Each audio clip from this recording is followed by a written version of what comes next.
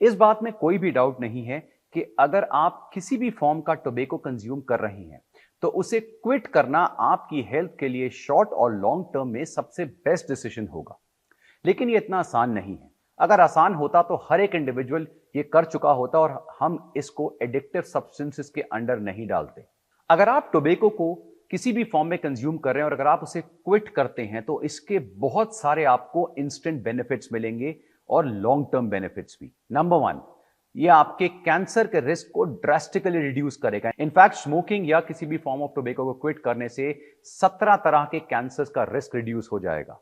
इसके अलावा multiple lung या हार्ट कंडीशन जैसे हार्ट अटैक या क्रॉनिक ऑब्स्ट्रक्टिव पल्मोनरी डिजीज या और तरह के लंग और हार्ट डिजीजेज जो हैं उनका रिस्क लोअर हो जाएगा। आप बहुत हेल्दी फील करने लगेंगे, आप बेटर ब्रीथ करने लगेंगे, आपके एनर्जी लेवल्स राइज होने लगेंगे। लॉन्ग टर्म में आपके जो डिप्रेशन है, एंग्जाइटी लेवल्स हैं, स्ट्रेस लेवल्स हैं, वो कम होने लगेंगे, जिसके लिए आप स्मोकिंग पे डिपेंडेंट थे। सेकेंड हैंड स्मोक की वजह से जो आपके फ्रेंड्स, रिलेटिव्स या फैमिलीज वगैरह इफेक्ट होती थी वो उससे अब इफेक्ट नहीं होंगी। स्मोकिंग छोड़ते ही आपकी जो स्किन है वो बेटर होने लगेगी, हेल्दी होने लगेगी, आपकी एजिंग प्रोसेस रिवर्स होने लगेगा, आपके जो टीथ हैं उनमें से स्टेन्स वगैरह धीरे धीरे कम होने लगेंगे और सबसे इंपॉर्टेंटली आप बहुत सारा पैसा बचाने लगेंगे जो इन पर्टिकुलर एडिक्शंस में यूज हो रहा है। वर्ल्ड ओवर स्मोकिंग को छोड़ने के बहुत सारे तरीके हैं। बहुत सारे ऐसे इंडिविजुअल्स हैं जिनकी विल पावर बहुत स्ट्रांग है और वो कोल्ड टर्की छोड़ देते हैं। कोल्ड टर्की छोड़ने का मतलब होता है जब उन्होंने डिसाइड करा कि अब से मैं सिगरेट नहीं पीऊंगा तो वो उसको इमीडिएटली क्विट करते हैं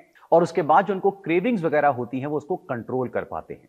लेकिन हर एक इंडिविजुअल ऐसा नहीं कर पाता, इसलिए वर्ल्ड ओवर गवर्नमेंट बॉडीज ने कुछ अप्रूव्ड मेथड्स को प्रिस्क्राइब करा है, क्योंकि ये डिपेंड करता है कि कोई इंडिविजुअल कितना ज्यादा एडिक्ट है। इन मेथड्स के अंदर आती हैं प्रिस्क्रिप्शन मेडिसिन, एनआरटी यानी निकोटिन रिप्लेसमेंट थेरेपी, ई सिगरेट्स या कई बार साइकोलॉजिकल काउंसलिंग वगैरह भी। और आप ये चीज समझिए कि सिगरेट हो या स्मोकलेस टोबैको, तंबाकू वगैरह हो, इन सब में जो एडिक्टिव सब्सटेंस होता है जिसकी वजह से एडिक्शन होती है वो होता है निकोटीन। तो ये जितनी भी थेरेपीज हैं ये अल्टीमेटली उस निकोटीन के ही इनटेक के ऊपर बेस्ड होती है। सबसे पहले आती हैं स्टॉप स्मोकिंग मेडिसिन। पहली चीज तो ये मेडिसिन जो हैं ये हमेशा डॉक्टर के अंडर ही आपको प्रिस्क्राइब करी जाती हैं, ये ऐसे ओवर द काउंटर आपको नहीं मिलेंगी। ये जो पर्टिकुलर मेडिसिन होती हैं ये निकोटीन के एडिक्शन को कम करने में हेल्प करती हैं, स्मोकिंग की क्रेविंग्स को रिड्यूस करती हैं और निकोटीन छोड़ने के बाद जो विड्रॉल सिम्टम्स होते हैं उनसे फाइट करने में हेल्प करती है। सेकेंड आती है निकोटीन रिप्लेसमेंट थेरेपी, जिसके अंदर बहुत सारी चीजें यूज होती है। एक चीज आपको पता होनी चाहिए कि निकोटीन जो है वो एडिक्टिव तो होता है, उसकी वजह से ये एडिक्शन है, लेकिन वो कैंसर नहीं कॉज करता। सिगरेट में या तंबाकू वगैरह में जो कैंसर कॉजिंग सब्सटेंसेस हैं वो बिल्कुल अलग हैं। निकोटीन अपने में कैंसर कॉजिंग नहीं होता, इसलिए जो निकोटीन रिप्लेसमेंट थेरेपी है इसका पर्पस, इसका नेम अगर आप देखेंगे तो निकोटीन रिप्लेसमेंट, यानी एक ऐसी चीज से आपकी बॉडी में निकोटीन डिलीवर करा जाए ताकि आपकी जो निकोटीन की क्रेविंग है वो तो आपको मिले, लेकिन जो बाकी टॉक्सिक कंपाउंड्स आपको स्मोकिंग या टोबैको से मिलते हैं वो आपकी बॉडी में ना जाए। और इसके लिए बहुत सारी चीजें जो है वो मार्केट में अवेलेबल है। जनरली इनमें प्रिस्क्रिप्शन की जरूरत नहीं पड़ती है, डॉक्टर्स आपको प्रिस्क्राइब भी कर सकते हैं अगर कोई इफेक्टिव चीज उनको लगे कि आपको हेल्प करेगी, लेकिन जनरली ये ओवर द काउंटर आपको मिल जाती है। ऑनलाइन भी आप इसको डिफरेंट वेबसाइट से परचेज कर सकते हैं, जिनके अंदर निकोटीन पैचेस वगैरह आते हैं। ये पैच जब आप स्किन पे लगाते हैं तो धीरे धीरे आपकी बॉडी में निकोटीन रिलीज होता रहता है ब्लड स्ट्रीम में, जिससे क्रेविंग्स कम होती हैं। कुछ नेजल स्प्रेज होते हैं जिनसे निकोटीन डायरेक्टली डिलीवर होता है। कुछ च्युइंगम्स आती हैं तो बहुत कॉमन है, आपने देखी होंगी। इन च्युइंगम्स के अंदर कुछ अमाउंट ऑफ निकोटीन एडेड होता है, जिससे निकोटीन की जो क्रेविंग है वो आपकी शांत हो जाती है और आप सिगरेट की तरफ नहीं जाते। कुछ निकोटीन इनहेलर्स भी आते हैं, जैसे एस्थमा इनहेलर्स होते हैं। उसके अलावा चूसने वाले लोजेंजेस वगैरह भी आपको मिलते हैं और ऐसे और भी मेथड्स हैं जिनके थ्रू निकोटीन को हमारी बॉडी में सेफली डिलीवर करा जाता है, जैसे हम निकोटीन रिप्लेसमेंट थेरेपी के अंडर लाते हैं। और जो थर्ड आती है वो आती है ऑफकोर्स वेपिंग या ई सिगरेट्स या इलेक्ट्रॉनिक सिगरेट्स, जिसके बारे में हमने प्रीवियस वीडियो में भी देखा था कि ये एक इफेक्टिव तरीका हो सकता है धीरे धीरे स्मोकिंग को क्विट करने का। क्योंकि कोई इंडिविजुअल अगर स्मोकिंग से बहुत ज्यादा एडिक्ट है तो वो ई सिगरेट्स के थ्रू धीरे धीरे स्मोकिंग को क्विट कर सकता है और उसके बाद धीरे धीरे ई सिगरेट्स को भी क्विट कर सकता है। एक बहुत एक्सटेंसिव स्टडी में एक लार्ज पॉपुलेशन ग्रुप को स्टडी करा गया जो स्मोकिंग एडिक्ट्स थे, और उन्होंने देखा कि जिन लोगों ने स्मोकिंग क्विट करी उसमें जो सबसे इंपॉर्टेंट रीजन था स्मोकिंग क्विट करने का वो था अपनी हेल्थ को प्रोटेक्ट करना। और आपके लिए भी ये इस रीजन से ऊपर कुछ भी नहीं है। उसके अलावा काफी सारे ऐसे लोग थे जो अपनी फैमिली मेंबर्स के लिए, अपने बच्चों के लिए, अपनी वाइफ्स के लिए उन्होंने इस आदत को छोड़ा। कई लोग ऐसे भी थे जिनको सोशल प्रेशर्स की वजह से स्मोकिंग क्विट करनी पड़ी, जहां पे उनके पीयर्स थे, फ्रेंड्स वगैरह थे, उन्होंने प्रेशराइज करा या लोगों ने उनको अवॉइड करना शुरू करा, उनकी फैमिली ने उनको अवॉइड करना शुरू कर दिया, तो तब उन्होंने ये डिसीजन लिया। इसलिए अगर आप स्मोकिंग क्विट करना चाहते हैं या आप टोबैको एडिक्ट हैं, क्विट करना चाहते हैं, तो सबसे पहले आपको वो जो स्ट्रॉन्ग रीजन है वो ढूंढना पड़ेगा कि आपका रीजन क्या है, आपकी मोटिवेशन क्या है जिसकी वजह से आप छोड़ना चाहते हैं, आपका वाई क्या है। क्या वो आपकी अपनी हेल्थ है? डेफिनेटली है। क्या वो अपनी फैमिली है, आपकी वाइफ है, आपके बच्चे हैं, आपके पेरेंट्स हैं, या आप बेटर दिखना चाहते हैं, आपकी स्किन बेटर हो, आपके टीथ बेटर हो, या ओवरऑल जो सोशल एक्सेप्टेंस है वो आप ज्यादा चाहते हैं? ये रीजन आपको खुद ढूंढना पड़ेगा। और अगर आप बहुत एक्सट्रीम एडिक्ट हैं तो मैं आपको सजेस्ट करूंगा कि प्लीज साइकोलॉजिस्ट की हेल्प आप ले सकते हैं, ये चीज आपको हेल्प करेगी। इसलिए अगर आप साइकोलॉजिस्ट के साथ साथ मेडिकल हेल्प, जहां पर आप निकोटिन रिप्लेसमेंट थेरेपी या प्रिस्क्रिप्शन मेडिसिन डॉक्टर के अंडर ये सारी चीजें लेते हैं, तो आप एक बेटर तरीके से और जल्दी अपनी एडिक्शन को खत्म कर पाएंगे। लेकिन सबसे बड़ा क्वेश्चन आता है कि जब कोई इंडिविजुअल अपनी इस एडिक्शन को छोड़ने की कोशिश करता है तो जो सिम्टम्स होते हैं, विड्रॉल सिम्टम्स, वो बहुत एक्सट्रीम होते हैं। उनसे कैसे फाइट करा जाए? सबसे पहले आता है एक इंडिविजुअल जो है वो स्मोकिंग छोड़ते ही बहुत ज्यादा इरिटेबल और रेस्टलेस फील करना शुरू करता है। अगर आप ऐसा फील कर रहे हैं, जो बिल्कुल होगा, सबसे पहले अपने को रिमाइंड कराइए कि आप एक जर्नी की तरफ बढ़ रहे हैं, एक गोल की तरफ बढ़ रहे हैं, और ये सिम्टम्स होना स्वाभाविक है, ये होंगे ही होंगे। एक डीप ब्रेथ लीजिए, बाहर वॉक पे निकल जाइए, एक ड्राइव पे निकल जाइए जहां पे आप म्यूजिक सुन रहे हैं, या वॉक पे जाते हुए म्यूजिक सुनिए। आप योग कर सकते हैं, रिलैक्सेशन म्यूजिक सुन सकते हैं, मेडिटेशन कर सकते हैं, ऐसे बहुत सारे मेथड्स हैं। एक्सरसाइजेस वगैरह बहुत हेल्प करती हैं इस केस में।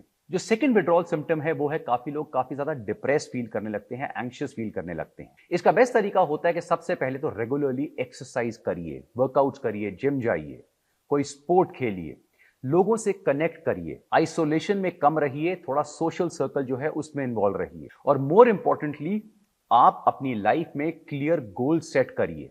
रेगुलर आपने क्या करना है, आपका टू डू लिस्ट क्या है, आपके रेगुलर गोल्स क्या हैं। जब वो आपके सामने क्लियर कट होंगे तो आपका फोकस उन गोल्स की तरफ होगा रादर देन एडिक्शन की तरफ। थर्ड प्रॉब्लम आती है पुअर कंसंट्रेशन की। स्मोकिंग क्विट करते ही काफी लोगों का फोकस नहीं लगता, और ये नॉर्मल है। अपने को आपको रिमाइंड कराना होगा कि ये टेम्पररी प्रॉब्लम है और ये धीरे धीरे ठीक होने लगेगी। इसलिए कुछ समय, एटलीस्ट एक आध हफ्ता जो है या 2 हफ्ते तक आप कोई भी ऐसा काम मत करिए जिसमें बहुत ज्यादा फोकस की जरूरत हो सकता है उस समय आपकी कंसंट्रेशन ना लगे, जिससे आप फर्दर फ्रस्ट्रेट हो। जो नेक्स्ट इश्यू आता है वो आता है पुअर स्लीप।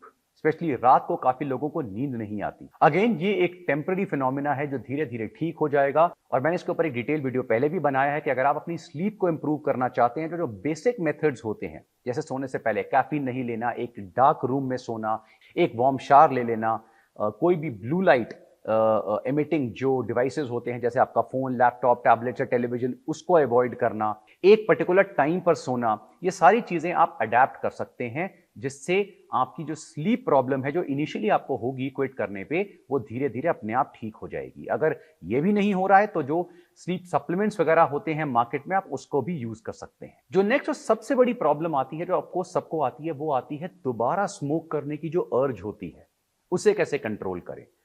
देखिए, इसे कंट्रोल करने का सबसे इंपॉर्टेंट तरीका जो होता है वो होता है उन ट्रिगर्स को अवॉइड करना जिनकी वजह से आपको स्मोकिंग की अर्ज जो है वो दोबारा बढ़ेगी।